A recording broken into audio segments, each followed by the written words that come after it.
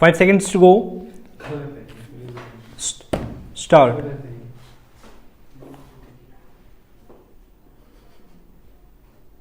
The Constitution of India does provide special privileges to the downtrodden sections of society called scheduled castes and scheduled tribes.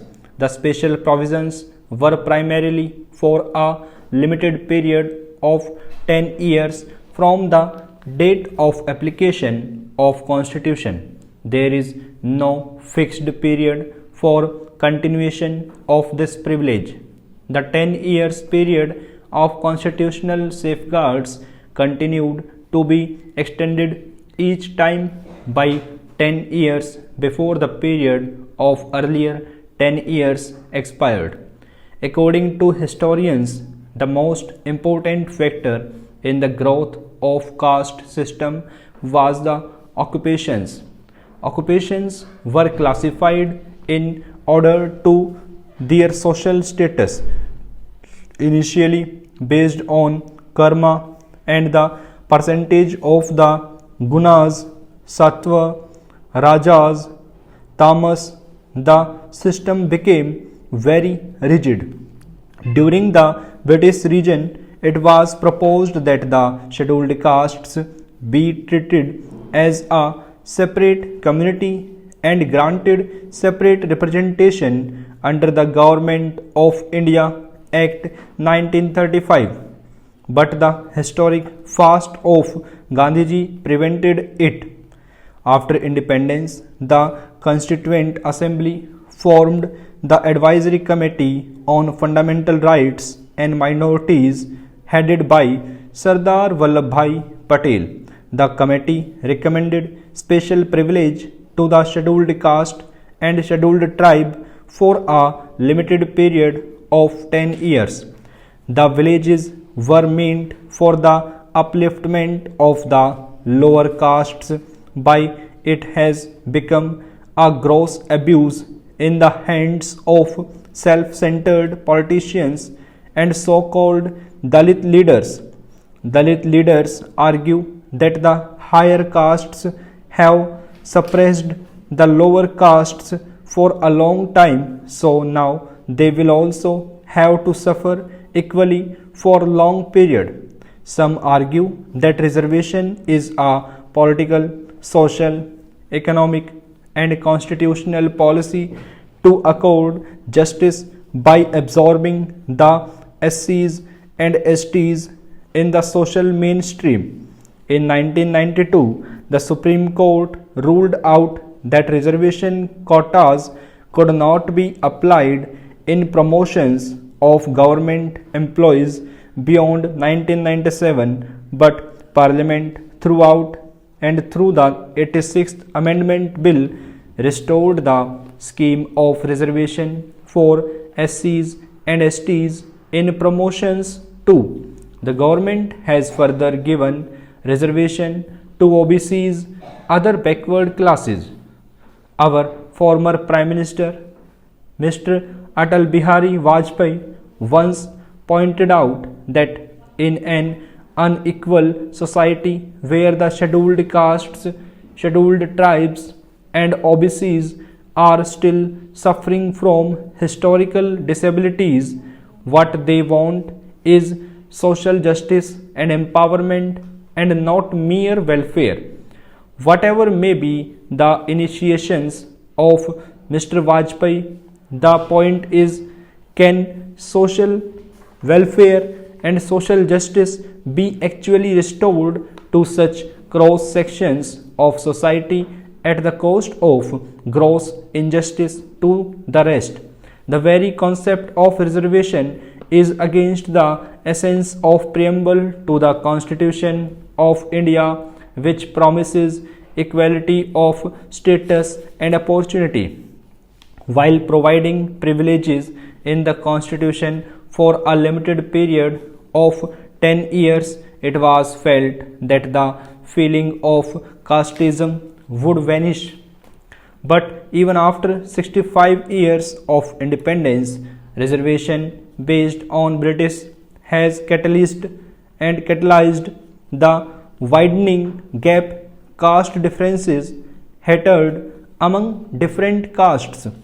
These long years of reservations have enabled these scheduled castes and scheduled tribes to occupy most of the higher posts in government offices and institutions. In many cases, their hatred towards high caste has been clearly pronounced. This could certainly not be the dream of our founding fathers. Reservation has resulted in mediocrity and reputation of quality.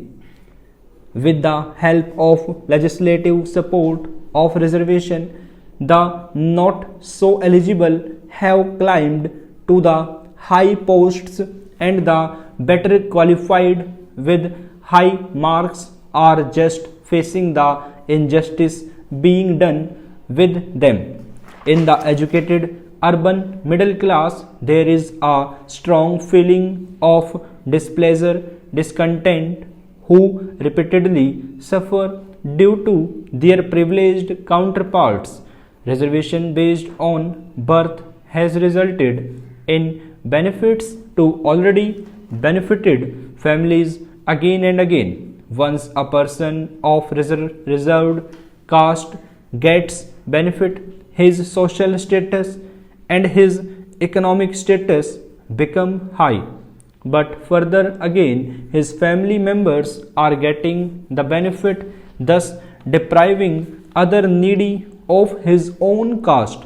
For more than half a century, India has maintained quotas for socially disadvantaged classes in government jobs, political bodies, and educational institutions.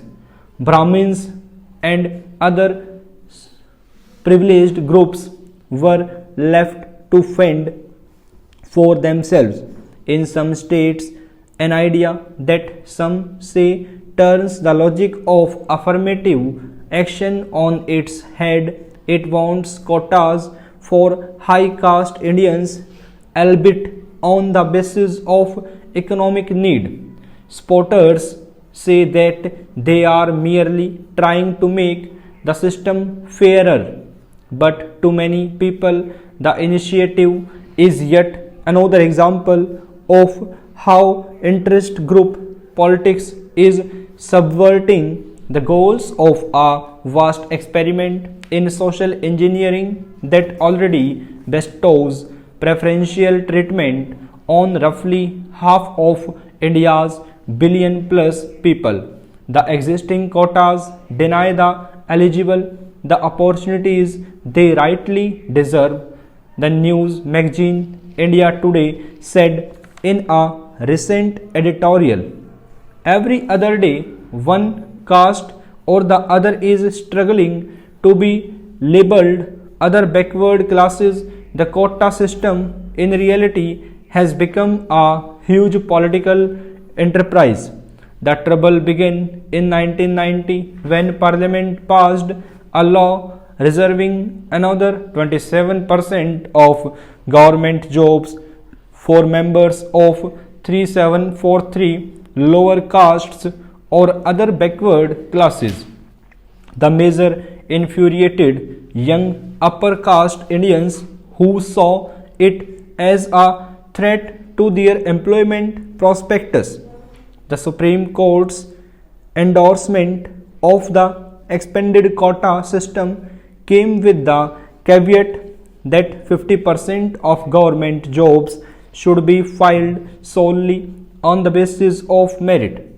The court also credited a National Commission on Backward Classes which so far as has added 6 socially and educationally disadvantaged castes to the original list.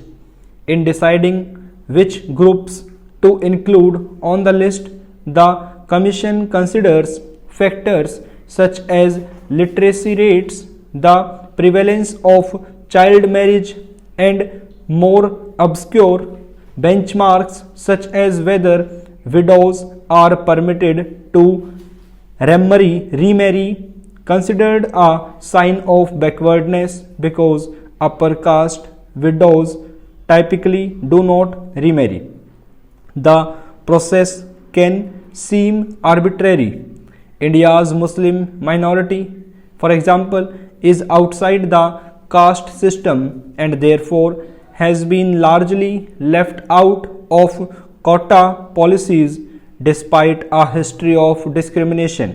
Still, other groups have been overlooked because they are so backward, they have no knowledge of the system, said Ram Surat Singh, a retired judge who chairs the commission, and some castes are considered backward in some states and forward in others. Stop.